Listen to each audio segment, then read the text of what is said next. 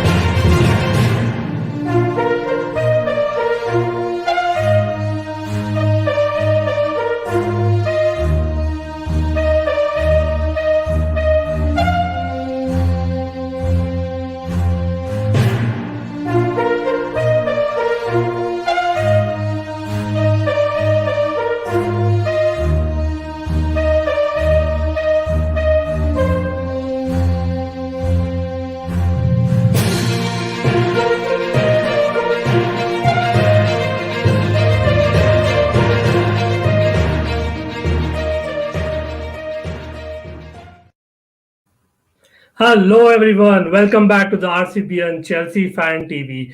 Well, we've just seen another four knockout ties of the Euros, and I had to come back, right? But yes, transfer season is on, and we've got to discuss that as well. So I cannot do that by myself, right? So I've got a panel again, and yes, I have a mix of a panel this time. It is a mix of Chelsea as well as neutral per se, but definitely the focus will be Euros with a backdrop being transfers and Chelsea, right? So first up, let me welcome Ryan. Ryan, how are you, mate? Good to have you. Hello, how you doing, bro? Great to actually meet you. We've been in touch so long, Ryan. I know that you've been doing a lot of videos and a lot of content that you have on your channel that I am following, and I'm sure you're following mine as well. But Yeah, definitely great to have you on RCB and Chelsea Fan TV and actually meet you in person, right? As in, big up to you for coming here. I know that it's been a busy time with a lot of news coming in, and you covering a lot of news as well. But for sure, looking forward to that. How's your summer been? yeah, it's been good. Obviously, ended it very well with Chelsea. And the Euros has been very fun to watch as well from an England perspective and just a neutral perspective as well. And yeah, it's nice to be on stream. So just want to say thanks for having me on. And yeah, hopefully it'll be good. Sure thing. Yeah. So, guys, as always, I've updated the descriptions and you can take a look. Ryan's YouTube channel is definitely coming up and a lot of good content there that you could follow. And as I'm, going to introduce other members as well, even their, YouTube links as well as Twitter links are there. So, do give them a follow for sure. Let me get in the second guest. And we have another Chelsea fanboy here, Nick. Hi, Nick. Big up. How are Thanks. you? Yeah, I'm good. Thanks. How are you? Good. Great to have you. And just so you guys know, we are actually like in three different locations as we speak. So it's great to have that connect there. And the common link between the three of us is obviously Chelsea and, of course, football, right? And that's why we are here. And Nick is another person. I've been following him on Twitter for a long while, and we've been tweeting and interacting via, tweets. That's it. But yeah, it's great to meet you as well, Nick. And for sure, I know that you have a lot of input when it comes to Chelsea and football, and looking forward to the chat. How are you, by the way? Yeah, I'm really good. Thank you. And also, thank you for having me on, on the channel first time. I'm really looking forward to it and just talking about Chelsea Football Club, and the Euros. So big up to everyone tuned in. Like and subscribe. It's the least you can do. Just big up. Sure thing, mate. And let me get the third, last but not the least, Chris in here. Hi, Chris. How are you? I'm very good. How are you guys? Great. Thanks for coming in. I know Chris is probably the busiest of us lot, and his channel Leicester Till I Die TV. Great channel, guys. Definitely go hit a subscribe. It is just not Leicester. Yes, even Leicester content is something that I follow because of Chris, right? The way that he presents, the content that he has, and of course, a lot of English football that he covers as well. Very knowledgeable, very seasoned person, Chris. Always ready for banter, and that is why I am, requesting Chris. I'm sure like you'll be good to me, right? I'm going to be very good today for you. Okay. I think the banter started right there, but yes, good enough. Definitely, looking forward to the chat. So, guys, now that we're here and we have a lot to discuss, I believe we should get to business, right? And we'll just begin with the first topic, if you don't mind. Yeah. Okay.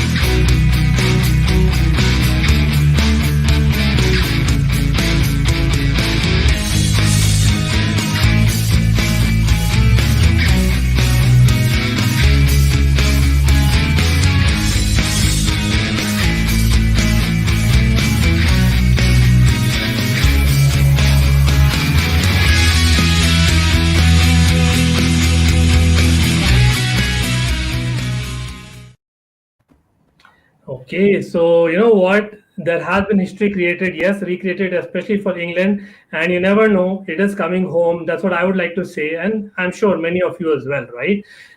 We on this panel are all England fans, just so you all know. Of course, my first team is Netherlands, but England has to be there, right, with the Chelsea boys, of course. But I'll start with Chris here, right? Chris, I'm sure you've seen a lot of seasons with England, and we've been perennial underachievers, right? As in, for sure, that's an understatement in itself. But do you think, Chris, like to be very fair, does the media and just the fans in usual, do we expect a lot out of England and forget that other countries also have a lot of stars and great teams as well, or is it just that England are not able to perform and right now they're clicking? And what's different this time? You think? I don't think there's as much pressure on them, but yeah, we're always hyping England up too much. The groups nowadays are set up so the big teams get through. If England don't get out of the qualifying group, to quite honest with you, pack your bags up, go home and disappear for 20 years. But we get into the finals, and then every World Cup, every Euro, yeah, England are going to win. They're going to win. I just think you've got a manager in place at the moment, and I know some people have criticised him, but we've not lost a game, we've not conceded a goal, we're into the semi-finals. You can't criticise the guy. It's the first semi-final we've been in for how many years, but he's come up. He used to manage the under-21s, so he knows a lot of these players that are coming in. He's got the experience. We all know what he's been through in the past, and he can pass that on. And for once, and I know a lot of people don't like it, but I just think we've got the right manager in place. Will we go on and win it? Well, this is England, but I just think it's as good a chance as we're going to get. Yes. I think that's perfectly put, right? As in, just to go through the tournament till now without conceding a goal, has to be commended. Like that's something that we've been telling last couple of weeks, right? But the way that England are set up, I think slowly but steadily they are getting there, and definitely there is a plan in place. So Ryan, I know there's been a lot of talk with the starting, 11 that England has, and yesterday we saw Grealish did not start, and I'm sure Twitter, exploded the way it was as always. Like I myself, I did a couple of tweets as well, right? As in for sure, I was expecting Grealish to begin, but I was happy to see Mount start. So is it just that can you call this a golden generation of English football yet again? I know that we've been there. I don't know if you followed, over the years, the last 15 years, even Lampard, Gerrard, Scholes were there. But this is the time when we have Mount, Grealish. If Madison is not even in the squad, imagine, Ryan. So what is your call? Is it a rotational system which is working? It's a happy-go-lucky kind of charm that everyone is having, or it's just that the fact that Southgate has a plan in place and he is going with that, or what is your take on that? Yeah. First of all, I just want to say I think this is a very, very talented squad. When you look at it in a quarterfinal of the Euros, in one of our best chances to get a trophy since the World Cup, and Grealish and Foden are our new subs, it tells you everything you need to know. We got a lot of quality in the squad. I think tactically, Gareth Southgate, he still doesn't please me. But one thing that's good about Southgate is I think he keeps the squad really well. He doesn't lose the dressing room, and you can see that all the England players, like Chris will know, I wasn't.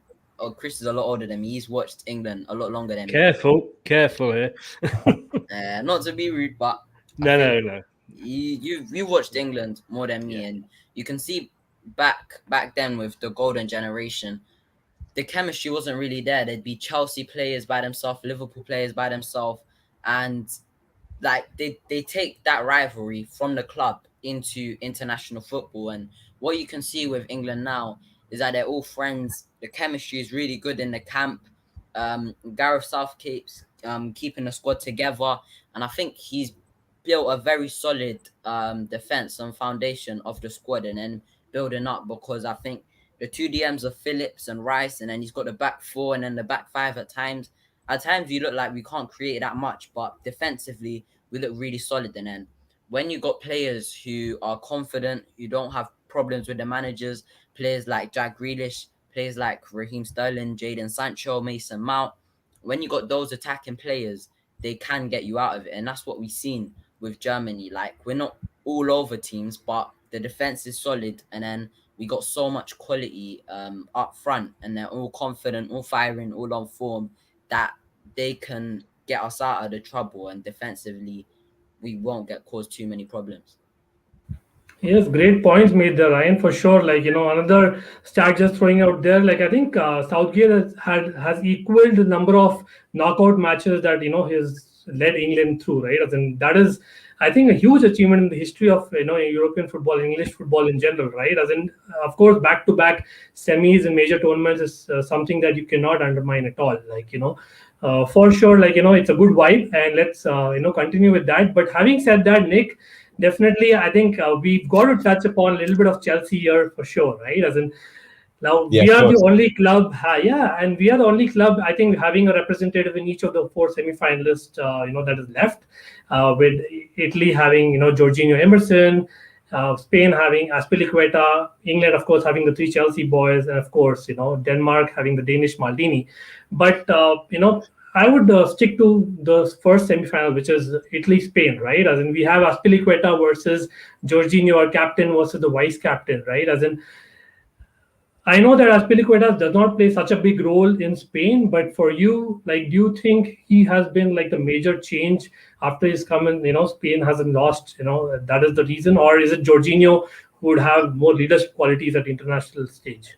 I think Azpilicueta has brought stability to the Spanish team in a time where there's a lot of transition, right? All these old, heads, no PKs, no Ramoses in that Spanish side. It's quite a young, unexperienced Spanish side. And to have a leader of Azpilicueta's experience and stature domestically, he's won it all. While he's not the captain, Busquets is, Spain have got a good mix with a couple old heads and a couple young guns, like Pedri. He's been very good this tournament, to his credit.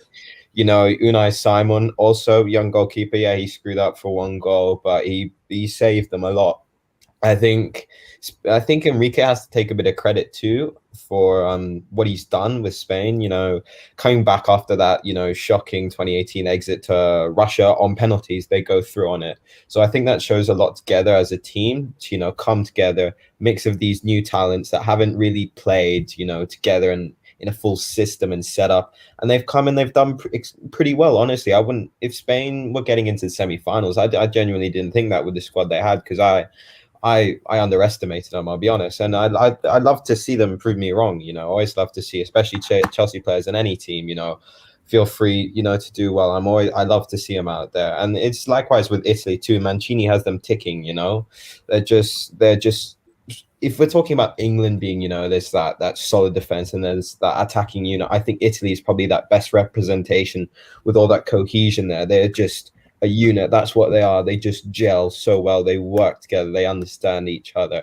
And Mancini, they're going to be, I think they are the favourites. Sorry, coming into this, I have to be. England are a very, very good team. There is nothing to take away from that, right? I am half Australian. I can tap into that English side when it comes to football. That's about it, right? But I do, Italy 31 games on the bounce, and I think England will be very well set up to take them on hopefully in the final, because that's my preferred final. So I guess we'll have to see what happens in this semi-final, and then I'll reserve my judgments for the final. Yes, and I think like if yeah, please, Ryan. Just quickly to add on to Nick's points about Spain, I think when Spain were playing Marcus Llorente at right back, who's a centre mid and basically just plays anywhere in it. But when they were playing them, I feel like Spain have got so many of the same players that are so technical, so good on the ball, but some of them are just not direct enough. So with Azpilicueta playing in the Prem, and he's not like a Marcos Llorente or a Pedri, he's a right back. He's just a very solid right back. I think him going into the Spain squad has just added just a bit more light into it, and not just all the same players. But yeah. Yeah, good point. Definitely. So, Chris, like definitely, you're not part of Chelsea. As in, let's get it right, right? As in, but for sure, Who? you know, Who? looking from the outside, Chris, like I would like ask you, right? As in, we are three Chelsea boys, will be very biased, but looking from the outside, it's always been like someone who wins a Champions League and a major international tournament in the same year, usually gets the Ballon d'Or or at least is nominated or right up there as favorite, right? Do you realistically see Jorginho, being there because he's actually, been great in the Champions League, won a few man of the matches, as well as in the Euros, right? As in you see him being the linchpin for Italian team. To be honest with you, I don't really sort of follow the other teams that deeply, and I wouldn't know which of your players are in which team because obviously I don't follow Chelsea that much either, believe it or not. But I don't blame you.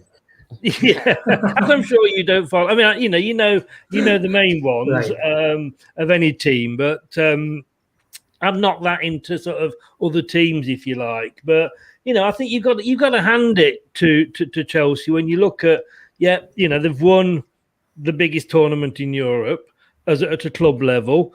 They look, they're going to probably have some representation in some form or another in the team that wins the national equivalent. Yeah. So you got to hand it to Chelsea, and I think you've got a good manager now. I said right before that if you had Tuchel right at the beginning of the season, I think you would have probably been challenging Man City for the title. And I've got you down for my choice to win it next season. Wow. Thanks for that. Like, definitely, Just above that means Leicester. Oh, okay. Interesting. So, guys in the chat, like I would like to ask you, right? As in, definitely N'Golo Conte was a shout, and I'm sure is a shout as well. But what do you think? Like, who's the best bet for Ballon d'Or, right? I know that it's kind of neutral right now with a lot of goals scored by Lewandowski in his league, and of course, we have won the Champions League with great performances. So, what do you think? Like, guys in the chat, meanwhile, like you come up with your takes. We'll continue the conversation here. So Ryan, we'll have to speak about Switzerland, right? As in, I know Spain are through, and they're probably getting into form at the right time in the tournament with a lot of changes, like we mentioned, Azpilicueta and Busquets kind of coming in the team for them. But Switzerland, you think the game changer was a red card in the game that happened? Freuler, was it a red card in your opinion? It's one of them, and it's dangerous, but at the end of the day, it's like he was trying to get the ball, but it was reckless at the same time. It's just it's one of them. It's a bit harsh if you don't give the red card because the guy's gonna get really hurt, and if you play it in slow motion, it's gonna look bad. But at the same time, if you look at it from the other perspective, it's like, well, I was just trying to get the ball, and it's the ball first, and then the man after. So it was just one of those, but fair play to Switzerland. They came back. After the red card, I thought Spain was just gonna walk through them, but you could see they wanted to get to penalties. You could see that they knew they had 10 men and they couldn't outplay Spain. So you could fair play to them. They got to penalties, and then when they did get to penalties, I don't know if it's a penalty shootout at the end of the day, so you can't really look too much into it. Maybe they just fell under the pressure or got a bit too complacent. But yeah, I think they got a bit unlucky with the red cards. Not the red card itself, but the actual just getting a red card going down to 10 men. Because I think if they didn't, then they might have gave it a little bit more of a goal.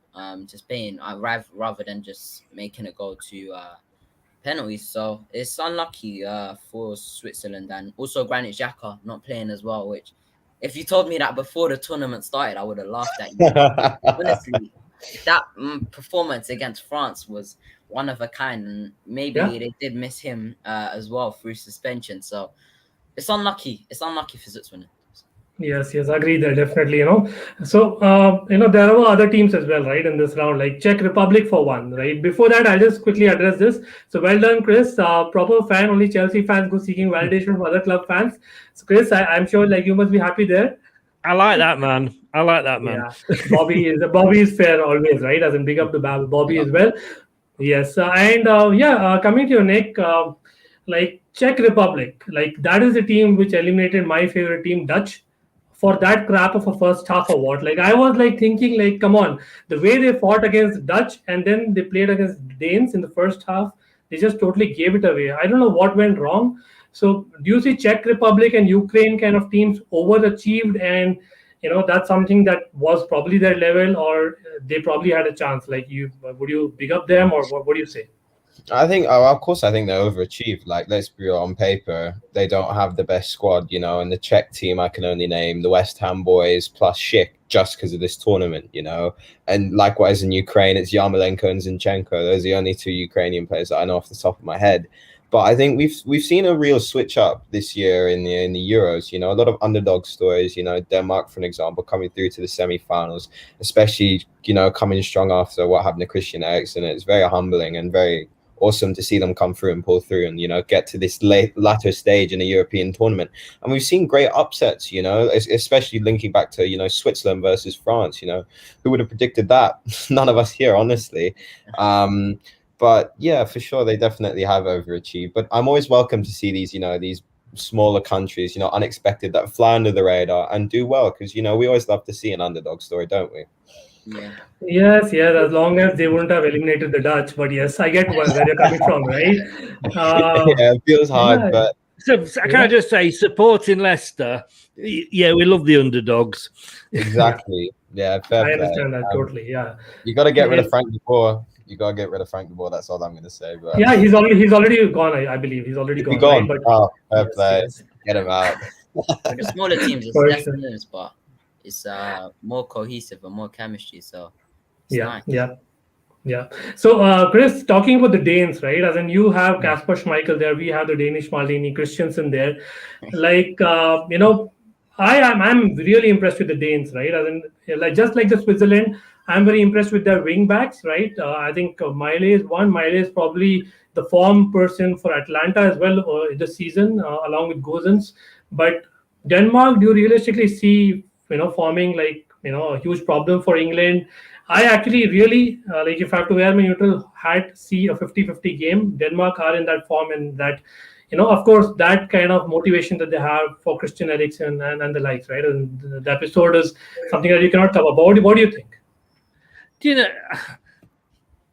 I kind of get what people are saying about Christian Eriksen, and I think for a game or two, quite possibly. But at the end of the day, they're all adults, they're all professional footballers. I think they've possibly moved on from that, and Denmark aren't where they are just because of what happened to. As sad as it was, don't get me wrong, but they're not where they are just because of that. They're there because they're a good footballing nation. They've got some good players in there. The manager's getting them playing well. I actually read the other day that they're actually probably playing better without Christian Eriksen. And I can kind of see where the guy that wrote that was coming from, to be honest with you. Sometimes you lose one of your best players and it makes everybody else, forgetting the reason why he's not there. Extra. Step up. They got to take it to that extra gear. Right? Exactly. And, I've got a soft spot for, you have a soft spot for any team that's got your own players in. And, Kasper he's in goal. He's a hero to us for everything that he's done. So I kind of didn't want to meet them because of that. But at the end of the day, in the Premier League, Kane has an awful habit of scoring against Schmeichel on a regular basis. So for one-off game, and this one-off game only, I hope he carries on doing it. Wow, that's a good call, right? But I'll just end with you, Chris, because I believe the Belgian team had 3 Leicester players as well. So is it good that they got like an extra week's rest, or do you think like they deserved what they got? I mean, I was surprised, to be honest with you, with Belgium. I was torn with that game because Italy were my dark horses. I said at the start, Italy are my dark horses for the tournament, and I think what Mancini's done there is absolutely amazing. Belgium, they've promised so much. You know, that we always talk, and we had it with England when we had Sven and we had Beckham and Scott and all that. This golden generation. It's a load of bollocks, really, isn't it? You know, I mean, it's just you've got what you've got, and you make the best use of what you've got. And of course, I would have liked to see them do well because they've got Tillemans. Castagno was very close to losing his eyes, one of his eyes in the game, and he I think he's returned actually. I don't know if he's gone. Well, there's no point in returning now; they're out. But it was on the way back, and of course Pratt as well. And I do like the way Belgium played, despite that. But you know, I can't see anybody, and I probably include England in this, getting past Italy. Wow, that's Yeah, a good you're right. call. Yeah, It's going to be tough.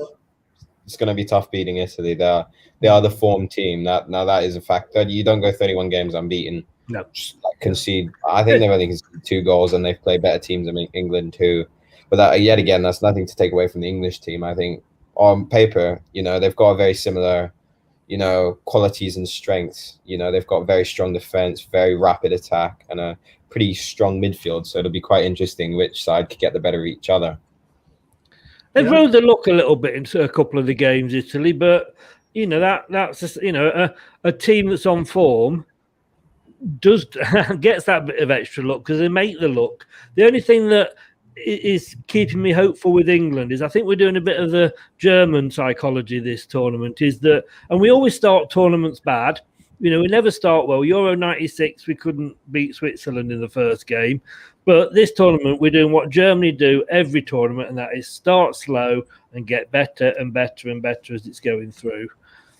Yes. Yeah, I think You know, Southgate. No, sorry. What I was just going to say, I think Southgate has to take a lot of credit. You know, I'm a big skeptic when it comes to him, but I think he's really worked on that psychological aspect of creating a team, not individuals. You know, like as you said, you know, England's golden generation. You know, probably some of the most talented players we'll ever see play, but they were individuals. They were not a team, and they could never come together. You know, and I'll be real with you, like, you know, apart from Sterling, you know, who's been like this standout performer for England this tournament? No.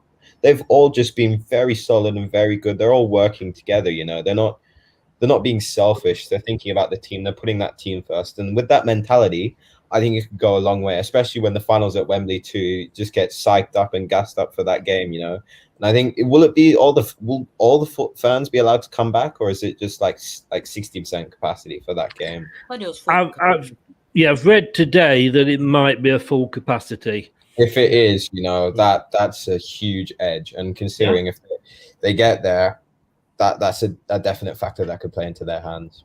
Sure thing, Ryan. Yeah, go ahead, Ryan. And also, fair play to Southgate. Even if I don't agree with it, he could have easily took Sterling out of the team, took Calvin Phillips out of the team, and played Grealish or Sancho, because that's what most England fans want.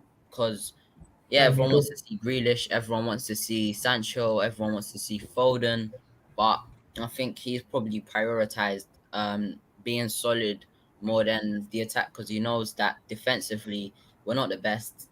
Midfield wise, we're not the best, but attackingly, we are one of the best because we got a lot of talent there. So he's prioritized the defense, playing more defensive wingers like Sterling and Saka, who will come back and give you more off the ball, like Mason Mount. And he's stuck to it. He hasn't got media pressure just to play all the big names all in one and leave who he wants to play behind. So fair play to Southgate, even if I don't agree with what he's doing. At least he's not getting media pressured or any of that stuff just to play the players everyone wants to play. Do you know what though? I mean, if you look football fan up in the dictionary, it will say one word next to it: fickle. Yeah. You know, 4 years ago we were singing this guy's name. It got us so close to a World Cup final. And I know people sit here and go, yeah, but who did we play and all this, that. It doesn't. We can only play what is tournament football. We can't choose who we play. It's not a 38 game, like the Premier League is. It's tournament football. You get who you're drawn against. And he took us to the semi-final and 4th place in the world. He got us to 3rd in the world in the Nations League. We've won on penalties in the World Cup. We've won penalty shootouts. We've beat Germany the first time in 55 years. Yeah. Just because he's not picking a player that you happen to think is wonderful because he's from your team does not make him a bad England manager. You don't like Frank Lampard, and you've got 50,000 odd people saying we don't like Frank Lampard. With the England manager, you're multiplying that by 92 teams. Yeah. The guy, it's a God-forsaken job, and what he has done. And you know what we're like? We like to build these managers and players and everybody up, whether it's club, international level. Then we like to knock them down. But like Rich said there, I don't think he should get some credit. I think he should get all the bloody credit. Yeah. He didn't want the job. He didn't want to take the job at the start because he knew what comes with it. All the shit that comes with it, excuse my French. But yeah, he's the best thing that happened. And I think we'll only probably appreciate him really when he goes and we get the next Muppet in, like Allardyce, so it was when he came in and he mixes it up. Tony. Right. Like what I'm saying is, Chris, compare that to Martinez, right? For Belgium, Belgium, I would say on paper have probably have same level of players or even better, like a squad that he's had. But the way that Belgium has played, that's not pragmatism at all. The way they have played in Martinez, that's how he's been playing for his club, sides as well in the past. Whereas Southgate has got definite strategy there.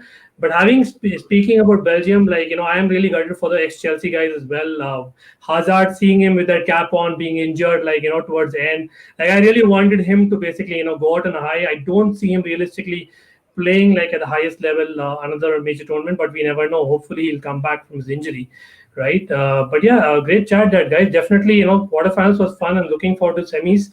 I believe, we've spoken a lot of Euros. Should we get to the other topic?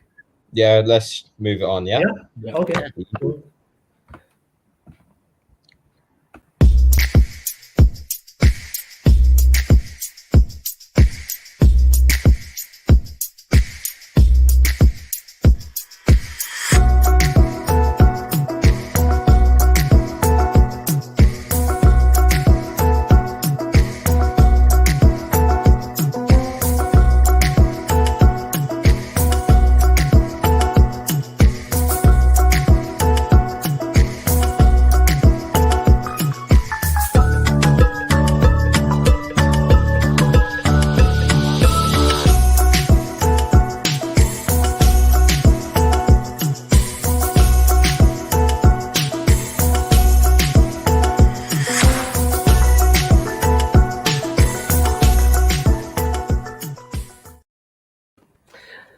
Okay, a lot of names there, guys. I know Chelsea, my club, has been a little far behind in terms of signings or lack of signings, I must say.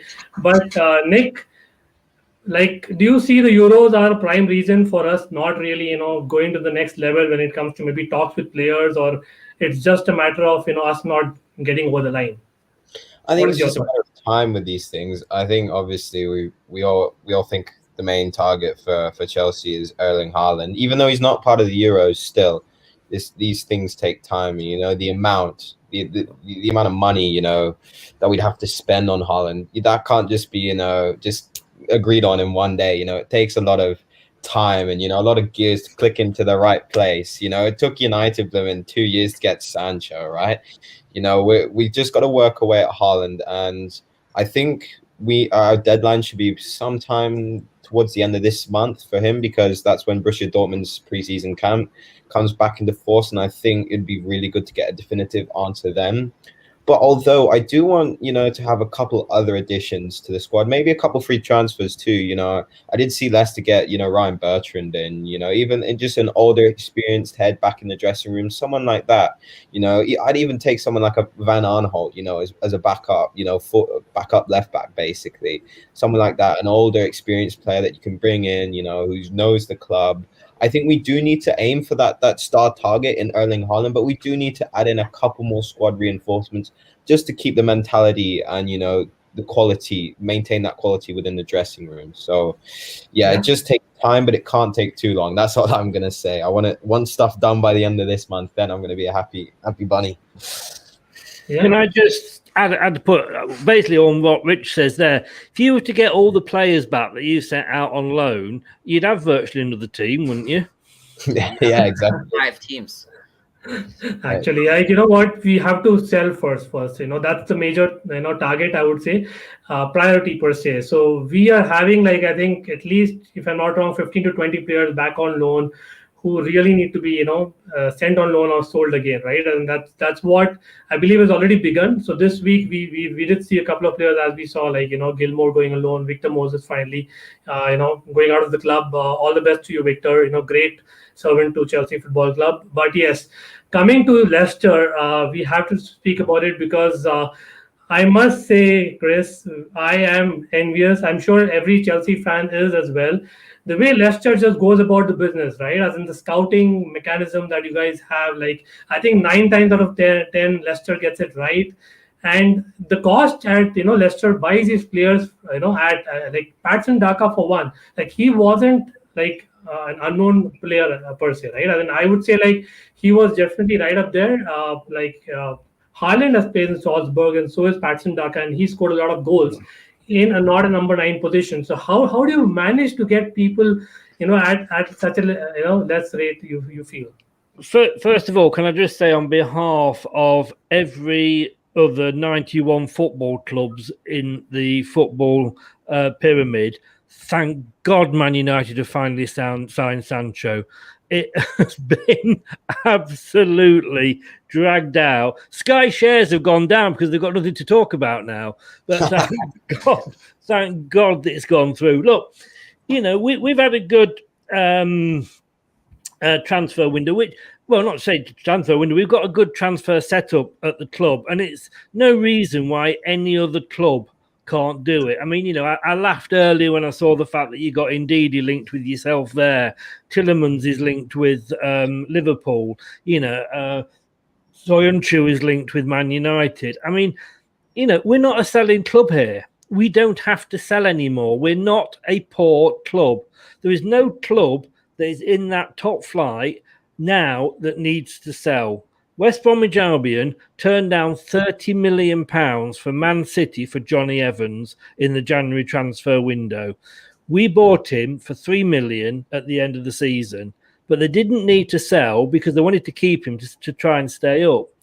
So, you can look at these players. I mean, every player's for sale, whatever the price is.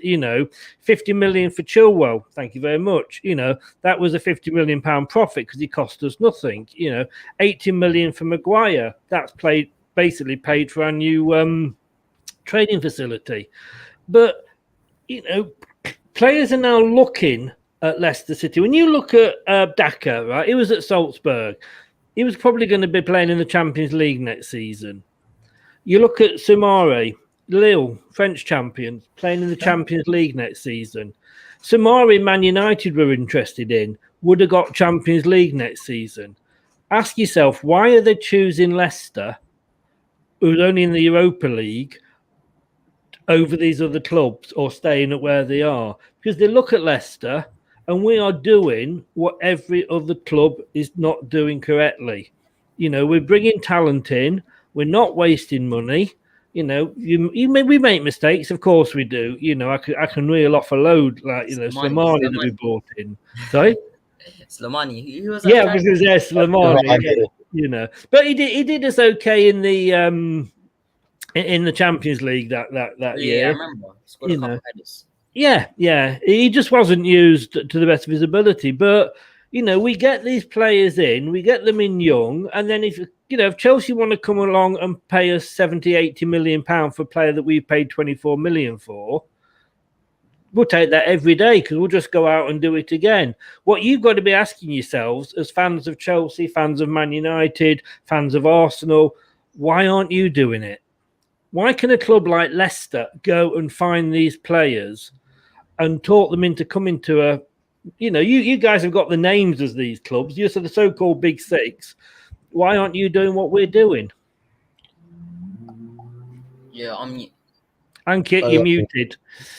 Sorry. Yeah. So I was saying like the academy, kind of comes into picture, and we are hopefully, getting into that phase where we are utilizing much more of the academy, not just because we were in a ban, but I genuinely feel that, the time has come where we use at least one person from the academy. I can see Conor Gallagher, for example, coming up. He was Academy Player of the Year not very far back. We'll probably gradually get them through, but definitely at Leicester, maybe with the pressure and not having to win the league, kind of works in your favor, because that you can probably try and test a player for maybe 2 weeks extra than you can do at Chelsea, right? And Chelsea, Billy Gilmore is the classic example. Like, he wins the man of the match in the only game that he played, for Scotland, and he's done tremendously well for us. He's probably won, 50% of the man of the matches in the appearances that he's had. Can I just come back and say what the main problem is that clubs like, and I'm not just digging at Chelsea, don't get me wrong, but you happen to be from Chelsea here, but all those top 6 clubs, that you won't take a chance on the young players. You want players that are, Man United, how many million for Sancho? 76. Why can't, yeah, exactly, yeah, maybe you are, but, well, you are, there's no maybe about it really, is there? But, you're not prepared to take a chance on that. And, if I'm a young player and Chelsea come in for me, I'm thinking, all right, I'm going to sign for Chelsea. I'm going to get a bit of money. Am I actually going to break through into the Chelsea first team? Or am I going to be loaned out, let's say, to Luton, let's say to Carlisle, wherever? And that's the end of my career. So I've gone from, let's say, a Class B club to a Class A club, loaned out to a Class C or D club, never to be heard of again, and that's my career down the Swanee. So, I think these are the things you've got to look at. And yes, we are run well. We've got great owners. We know that. But that's the sort of thing you guys need to look at. Yeah, and I think. Sorry, Nick, go ahead, please. Oh yeah, thanks. Well, I was just going to say, Chris, the funny thing about common sense is it's not that common, Yeah. We want. I think the thing about Chelsea is, what we have, our expectations are, we don't want to go through that process of tanking, taking a couple years to develop and then get, the gears of motion, then hitting peak form. We always want to maintain that high level, right? And it's just among the directors, right? They don't want to see dips. They just want to keep bang, bang, bang, bang, bang, winning stuff, league, top four. There's no years that, we would like to see. Let's say we get in a couple, young, promising players. Yeah, our form dips off a bit, but, in the long run, that we get better, right? Obviously, then those players, they take time to develop. They get their match experience. Like something like Billy Gilmore, if we chuck, or even like Gallagher used as an example, if we supposedly chuck those players in the team, yeah, we'll probably see different performances. But over the long run, obviously, I think we'll do better with those players, and as they get that experience, that game time to hit their talent levels. So it's just, I don't know why. It's just a fundamental issue at these big 6 clubs. Always have too high expectations, aren't willing to bring them down to see some success in the long run. It's all about short-term gains. Can I just say back to Bobby, and good points you made there, Nick. But Bobby, the rumours were that Man United were in for Soumare. Arsenal, or somebody was in for Daka. Arsenal were definitely in for Bertrand. So yes, these other clubs are bidding for these players or trying to go for these players. So don't give us that brown smelly stuff that these clubs aren't interested. Yeah, they are. You're just not looking for them very well. They don't pull the trigger. I think Leicester attracts, those up and coming players. a promising, club, you can take yourself those levels and get game time. That's the thing, right? You will do well in the league, and you will also get plenty of minutes in the game time. Like if I was a young player up and coming, if Chelsea was in for me or Leicester, you'd probably take Leicester. Let's be real, because Chelsea, your future's not certain. Whereas Leicester, you have a pretty good idea that you will get minutes, get better. But that's a sad indictment of clubs like Chelsea. It is. But look at Man United with Alex Ferguson when he said you win nothing with youth, and he virtually won the treble with youth. Frank Lampard last season wasn't allowed to go out and buy, brought the youth through. You got fourth in the league. Exactly.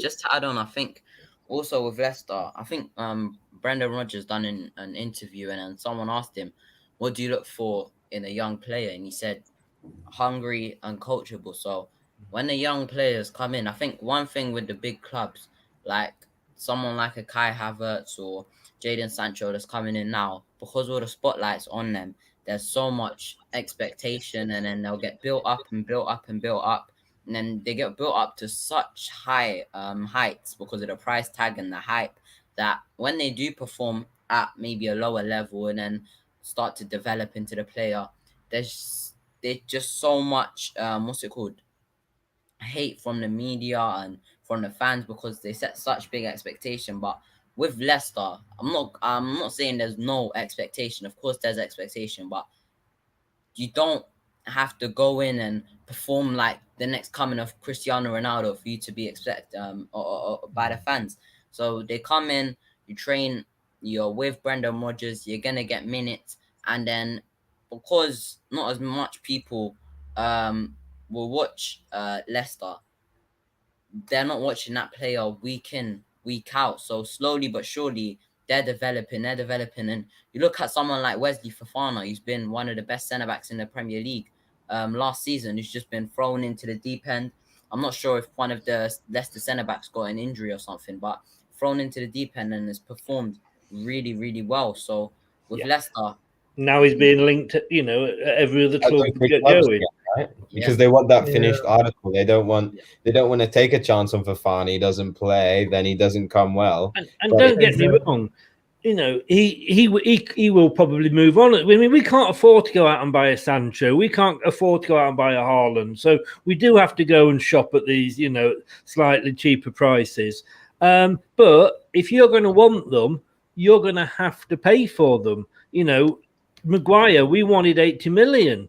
Man United offered us 60. We said we want 80. So they offered us 70. We said we want 80. They came back and they said, "Oh, here's 80." And we went, "Seriously?" and we took it. And Bobby's saying there, I noticed that, you've got young players coming through. But that's only just something you've just started to do. Where were these young players when you had Mourinho? Like Nick said, you want... and the owners demand instant success. If a manager doesn't buy the right players, you don't win something for a year at Chelsea, you sack him.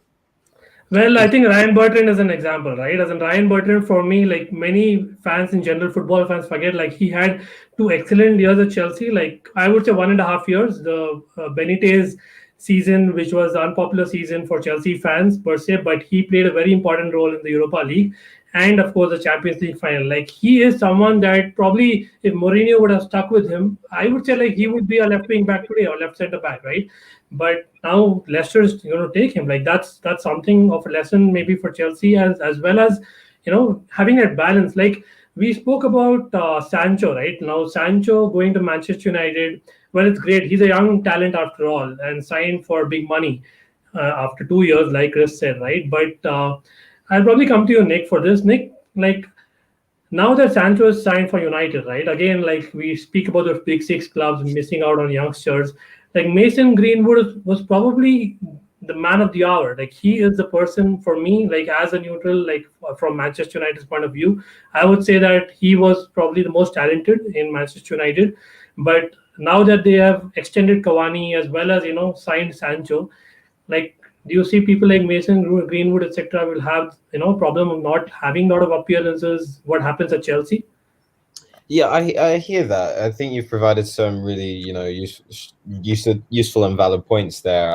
With Sancho getting in, but the thing is, right? I do think Cavani is a short-term option. He'll probably leave after this year, right? I'm not sure. Is it just a 1-year extension Yeah. to that? Or yeah, exactly. So, and I'll be real with you, Martial is not the finished product. He's pretty useless. So I don't think this year he may not get as much game time, but I do see him transitioning up front for the future, like fulfilling that striker role, because we all know he's an excellent finisher, left foot, right foot in the box. He's very lethal and he's very good at that, to his credit.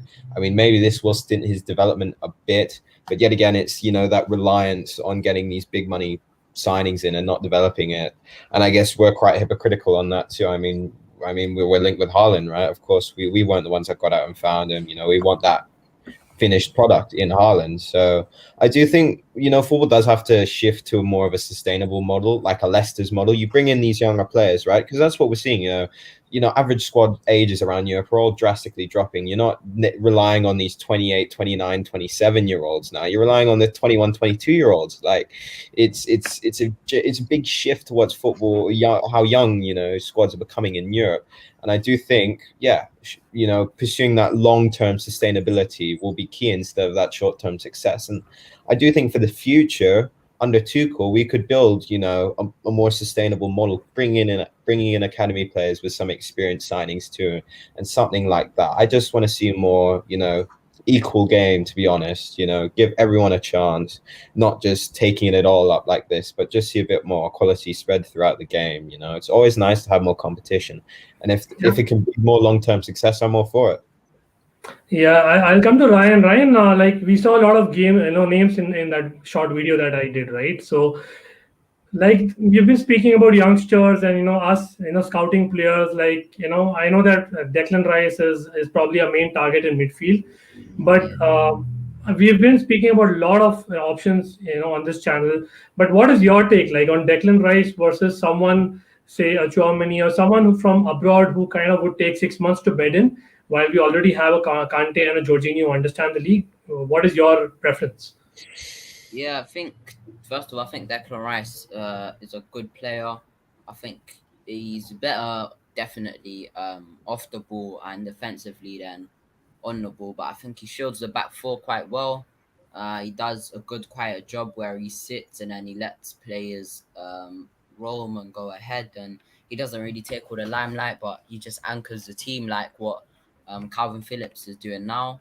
Um, so yeah, he's a good player. 80 million though, for me, I wouldn't really pay anything over 50, 60 million for Declan Rice. And I think for me, I think the reason I'd probably go and get someone like a Chouameni or Utuku once after Rice, Boubacar Kamara, is because yes, they're lower profile names, but let's be honest, if we get Declan Rice, say we'll probably pay 70, 80 million, he's coming in, he's going to be expecting to play. Roman's going to be expecting him to play. You can't just be there like Tuchel's going to be there like, well, Jorginho had a great Euros and had a great end to the season, so I'm just going to have to wait until this guy retires soon and I can play Declan Rice regularly. It's like, no, if Declan Rice comes, because of his price tag, he will have to play every single game. So not every single game, but he'll have to play regularly. So Yeah, oh no, sorry, Ryan, finish I off. think just the last thing before we go to Nick, I think if we get someone like a Chouameni or Kamara, who's a bit more of a low profile name, will probably be max 40 million, 30, 40 million. We get them. If we stay to a back three as well, Jorginho and Kante, if Jorginho stays and on the same form, it'd be a bit unfair to drop him. So you keep Jorginho, you keep Kante, and then slowly but surely you integrate Chouameni and Kamara, a bit like what Klopp did with Fabinho when he bought Fabinho, and then he didn't really play him for the first year, but the second year he started playing, he started turning into a beast. Or Man City with Cancelo, and now Cancelo looks like one of the best right backs in the league. Yeah, exactly. Just adding off that, Rice is an example of how we failed. We always wanted the big superstars, our academy. Let him go, and it's like, oh shit, sorry again, sorry about that. But yeah, we need him back. It's just like we let him go. We made that mistake. Yet again, pursuing that short-term success. Now we want him back, and I love Rice. He's a quality player. He's an anchor that I would love to see in a Chelsea Chelsea shut. But at the end of the day, we do need to, weigh up the needs versus the wants too. Do we need him? Yeah, I think we do, but we want him more. And his price tag too. It's just West Ham. It's going to be too unaffordable. I'm sorry, 80 mil for Rice. I'm not paying that. Yo, For rice is meant to be cheap. What's going on? Nah, that's It's meant to be like £3 for a grain of rice, man. up down. That's sadly that's not the- Bobby, sorry just to interrupt there because I just can't believe what shit Bobby is talking here. Bobby, you signed a player for 50 million from Leicester City that came through our academy. If you're going to come on and argue, do your homework, mate. Don't talk bullshit and get your facts right. Do we have an academy? We've just spent 80 million, 100 million pounds on building a new one. I think if you look at the players that we've had come through our academy, it's a hell of a lot more than Chelsea. So take your Chilwell, shove it up your arse and get your facts right, mate. Exactly. James Justin, that's another one, right? He's a quality Well, no, player. he didn't come through the academy. We bought him from Luton, in fairness. When's he coming back? Luke Thomas, who was a left winger. Yeah. We've played with every club this season has been struggling with signings. We have played probably 3 or 4 that are coming that we've had to play youth players. Luke Thomas, we've sold Ben Chilwell to you for 50 million. We got Luke Thomas coming through the academy that's got a FA Cup winners medal that scored in Europe. Bobby, don't keep talking shit, mate. Was he the one who scored against United? Was that the volley? Yeah, that's him. I mean, to say that you've got a player that comes up behind Jamie Vardy, shouts at Jamie Vardy to leave it so he can score, So, yeah, sorry, you're quite right, Bobby. We don't have an academy at all. You're quite right. You know your stuff about Leicester, don't you?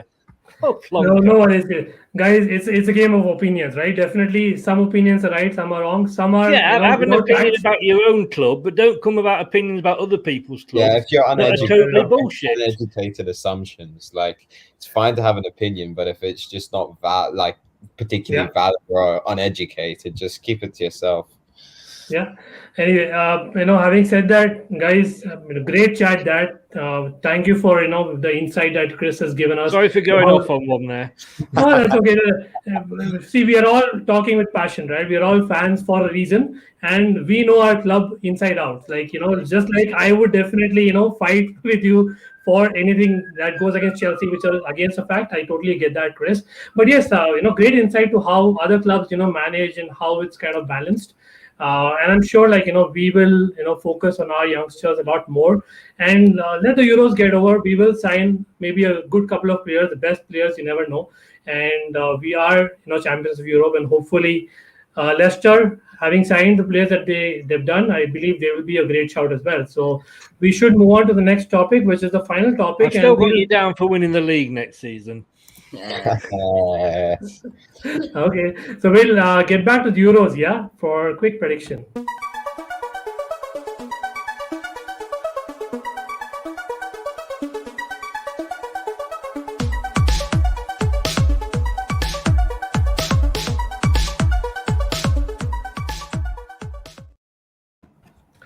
Okay, so we've been doing this in every stream for Euros that we're doing, right? As in, again, because the panel is different this time, I thought it is, necessary for me to get their predictions, and we'll probably go one by one and then take the consensus as to who's the winner, right? As in, we have 2 big games that are left.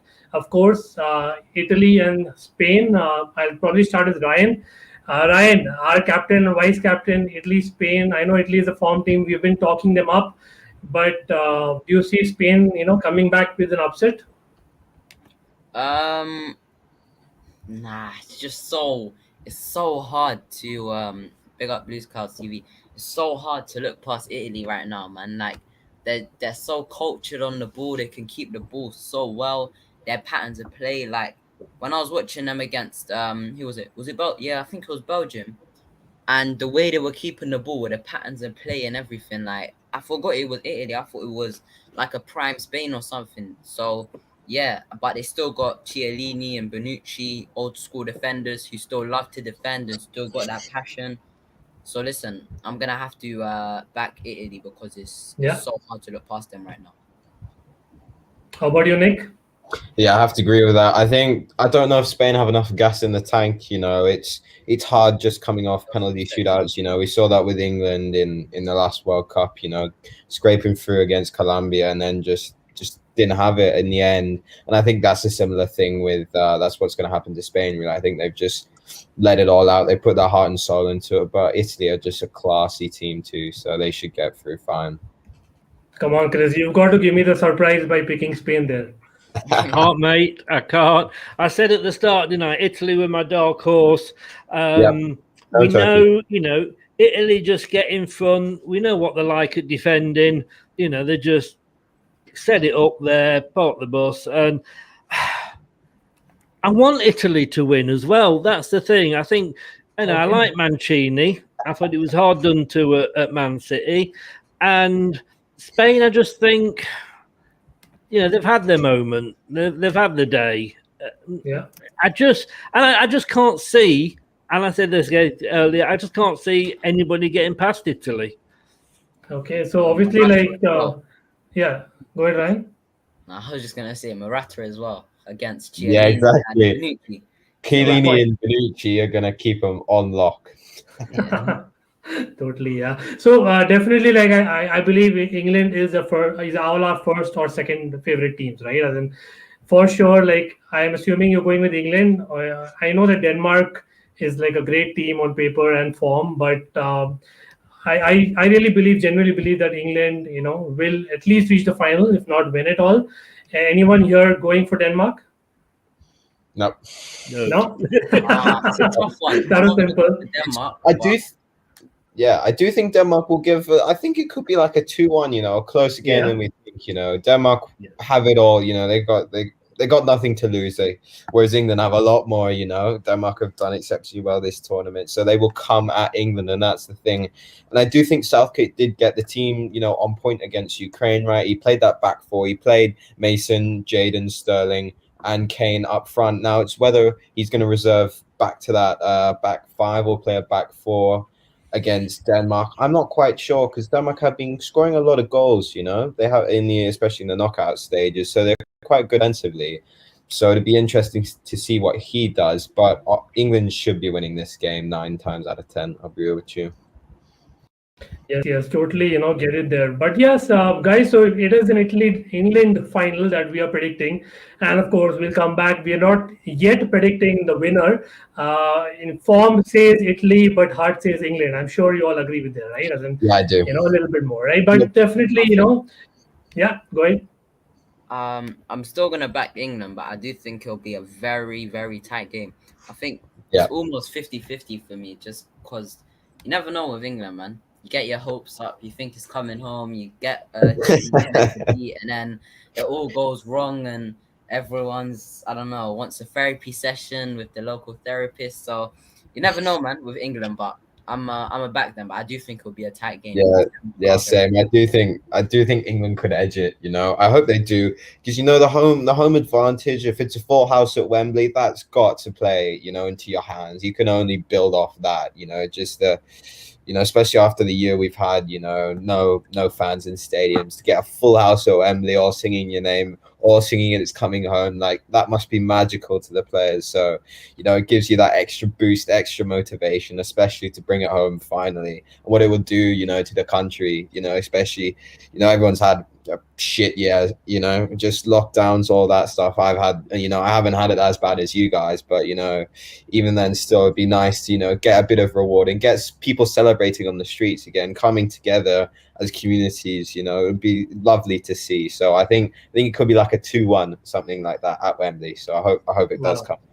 Yeah, that'll be interesting to watch. Yeah, it's been great conversation, guys. It's been over an hour.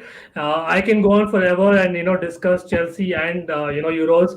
One last thing that I would quickly put in there is I also want England to win, because I would rather have 3 winners of champions of Europe as well as the European Championships, right? And then that's something that we want Chilwell, Reece James and Mason Mount to have, and I'm sure Chris would take that with England winning as well. So Chris, firstly I'll come to you.